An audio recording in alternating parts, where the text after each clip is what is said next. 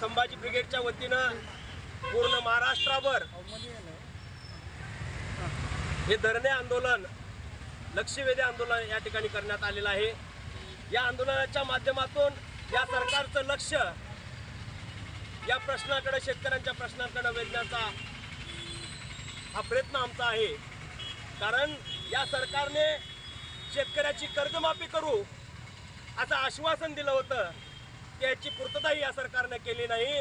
आणि आता शेतकरी या सततच्या पावसामुळे, दुष्काळग्रस्त शेतकरी अनेक प्रश्नाने या ठिकाणी हवालदिल झालेला आहे आणि त्या प्रश्नाला, त्यांच्या या प्रश्नाला वाचा फोडण्यासाठी संभाजी ब्रिगेड या ठिकाणी लक्षवेधी आंदोलन करत आहे। काय मागणी आहे तुमच्या?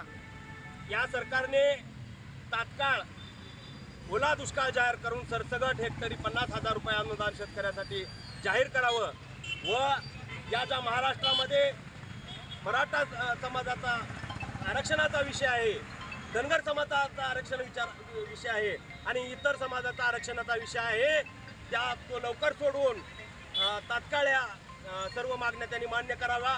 कारण पूर्ण महाराष्ट्रामध्ये आरक्षणाच्या बाबतीत उद्रेक झालेला आहे आणि हा उद्रेक सर्वत्र पसरू नये याची दखल शासनाने घ्यावी। उद्या पोळा आहे, काय पोळ्यावर सावट आहे, काय नेमकं सांगा? या पोळ्यावर दुष्काळाचं सावट पसरलेलं आहे, शेतकरी आत्महत्येच्या दरवाजापर्यंत पोहोचलेला आहे आणि आपल्याला माहीतच आहे, आपल्या माध्यमातून सरकारलाही माहिती आहे की दररोज शेतकऱ्यांच्या आत्महत्या वाढत आहेत आणि या सरकारनं याची दखल घेऊन शेतकऱ्याच्या मागण्या लवकरात लवकर पूर्ण कराव्या ही मागणी संभाजी ब्रिगेड करत आहोत।